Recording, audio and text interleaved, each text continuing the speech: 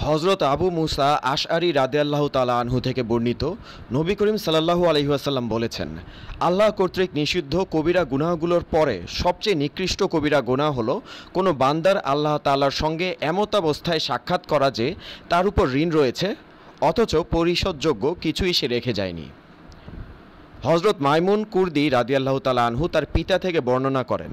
আমি রাসূলুল্লাহ সাল্লাল্লাহু আলাইহি ওয়াসাল্লামকে বলতে শুনেছি যে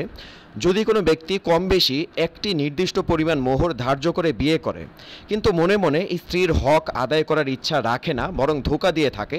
অতঃপর পরিশোধ করা ছাড়াই মৃত্যুবরণ করল, তাহলে লোকটি কিয়ামতের ময়দানে আল্লাহ তাআলার সামনে জেনাকারী হিসেবে উঠবে।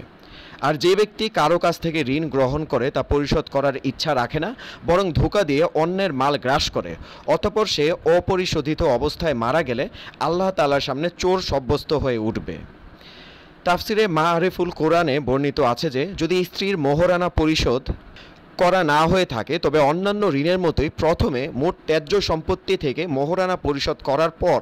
ওয়ারিশদের মধ্যে বন্টন করা হবে। এ অবস্থায় যদি মৃত স্বামীর আর কোনো সম্পত্তি অবশিষ্ট না থাকে তবে অন্যান্য ঋণের মতো সম্পূর্ণ সম্পত্তি মোহরানা বাবদ স্ত্রীকে সমর্পণ করা হবে